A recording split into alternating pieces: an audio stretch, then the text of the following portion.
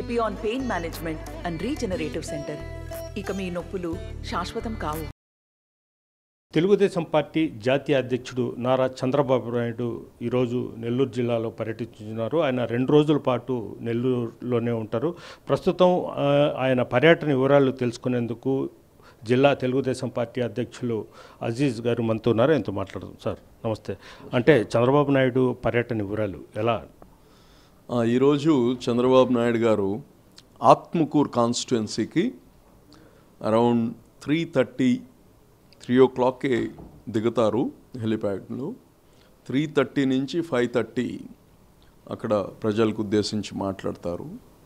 దాని తర్వాత బుచ్చిరెడ్డిపాళెంలో కోవూర్ కాన్స్టిట్యుయెన్సీలో 6 నుంచి 7:30 వరకు అక్కడ బుచ్చిరెడ్డిపాళెంలో పబ్లిక్ మీటింగ్ ఉంది.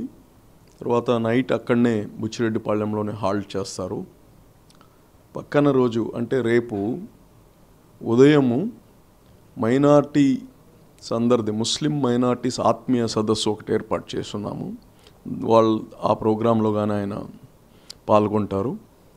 సో మరి ఇవన్నీ కానీ నెల్లూరు పార్లమెంటు నెల్లూరు జిల్లాకి ప్రత్యేక శ్రద్ధ చూపిస్తున్నారు. ఈసారి నెల్లూరు జిల్లా మొత్తం అమోఘమైన మార్పు వస్తుంది. ప్రజలు చంద్రబాబు నిన్న బాలకృష్ణ గారు వచ్చారు.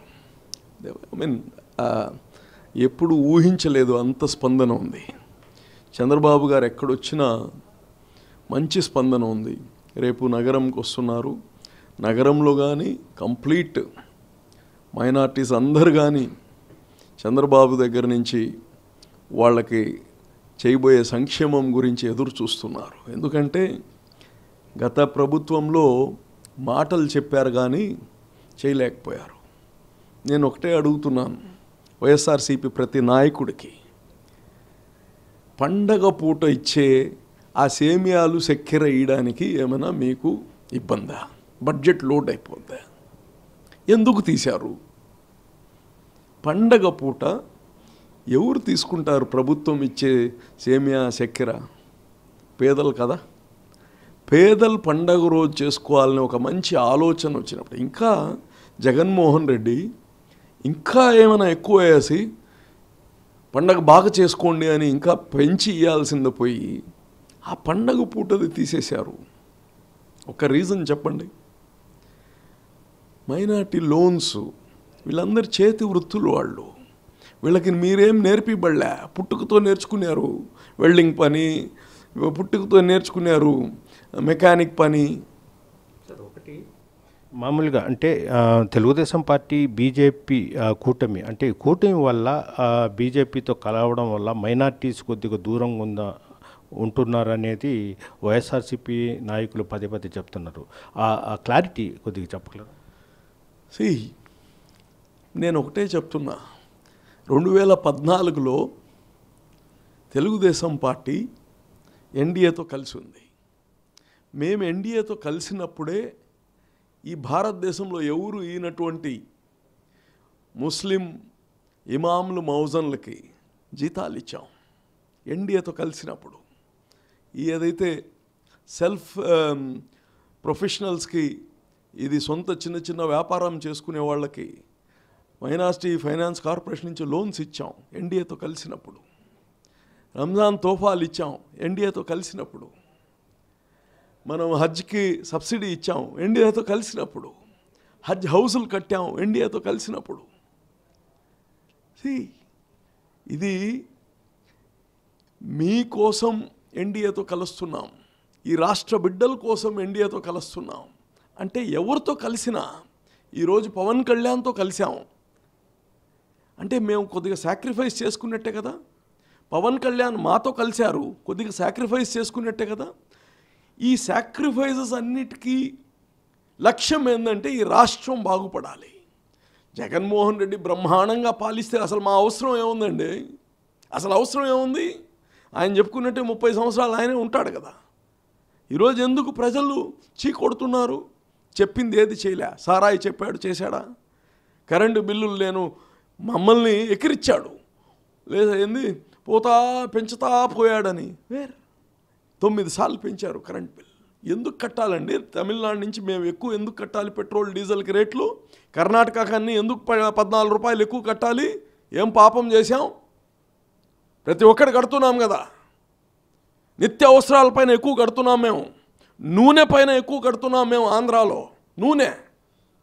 ఇవన్నీ ఊరికనే మసిపూసి మురడికాయ కుదరదు. ఈరోజు యువత వచ్చున్నారు, అడుగుతున్నారు.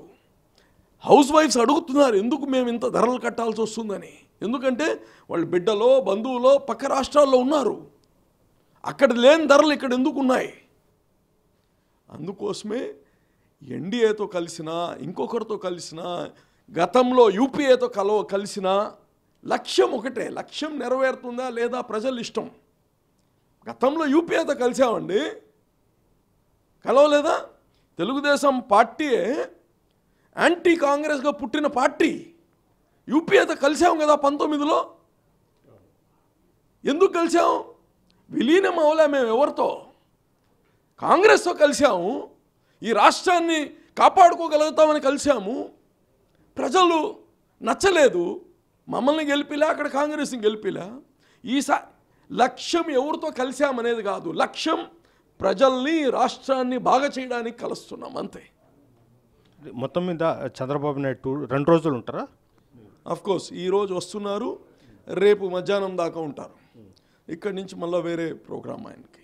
అంటే మైనార్టీ ఒక సదస్సు ఏర్పాటు చేస్తున్నారు. మైనార్టీలో ఉన్న అపోహత కూడా తొలగించక ఇది కూడా కోర్స్ ఇది అసలు నేను చూస్తున్నాను. వైసీపీ వాళ్ళు ఎంత ఘోరమైన వాళ్ళు అంటే, అచ్చెన్నాయుడు బొమ్మ పెడతారు, 4% రిజర్వేషన్ తీసేస్తారని చెప్తారు. భువనేశ్వరి గారి బొమ్మ పెడతారు, 4% రిజర్వేషన్ ముస్లిమ్స్ తీసేస్తారని. ఈరోజు నేను చెప్తున్నా, 2014-19లో ఒక డెలిగేషన్కి, అందులో నేనున్నాను, ఢిల్లీకి పోయి సుప్రీంకోర్టు లాయర్స్ని మేము అపాయింట్ చేసి ఈ యొక్క 4% రిజర్వేషన్ని పర్స్యూ చేయడానికి పెట్టిన వ్యక్తి చంద్రబాబు నాయుడు. ఇది అతను ఎక్కువ ప్రేమ ఉన్నట్టుగా నటించలేడు చంద్రబాబు, నాకు తెలుసు. But he is a policy maker. మాకు పంపించాడండి ఒక 10 మందిని ముస్లిం ఈ రాష్ట్రం నుంచి. ఇప్పుడు ఉండే షరీఫ్ భాయ్ గారు, నేను, జలీల్ ఖాను, నంద్యాల ఆయన ఫరూక్ గారు, ఇంకో 2-3 కానీ వచ్చారు. మేము పోయి సుప్రీంకోర్టు లాయర్స్తో మేము ఫీజులు కట్టాం. తెలుగుదేశం పార్టీ ఫీజులు కట్టి పర్స్యూ చేపించాం. అది కమిట్మెంటు. ఈరోజు తప్పకుండా మైనారిటీలు కాపాడుకునే బాధ్యత చంద్రబాబు గారు తీసుకుంటారు. మేమందరం కానీ ఉంటామని కానీ తెలియజేస్తున్నాం. ఇది పరిస్థితి 2014లో కూడా బీజేపీతో కలవడం జరిగింది. అయితే ముస్లిం సంక్షేమం కోసమే చంద్రబాబు నాయుడు పాటుపడ్డాడు. ఇప్పుడు 2024 కలిసినప్పటికీ ముస్లిమ్స్ మనోభావాలు కానీ వాళ్ళ సంక్షేమం కానీ తెలుగుదేశం పార్టీ ఎటువంటి విషయాలు కూడా వెనకడుగు వేయదు. ముస్లింల ఇది కోసమే చంద్రబాబు నాయుడు పాటుపడతారని కూడా అజీజ్ గారు చెప్తున్నారు. వీడియో ప్రదీప్తో గయాజ్ RTV నెల్లూరు నుంచి. మరిన్ని వీడియోస్ కోసం ఛానల్ ని సబ్స్క్రైబ్ చేయండి. లేటెస్ట్ అప్డేట్స్ కోసం వాట్సాప్ ఛానల్ ని ఫాలో చేయండి. అండ్ లింక్ డిస్క్రిప్షన్ లో ఉంది.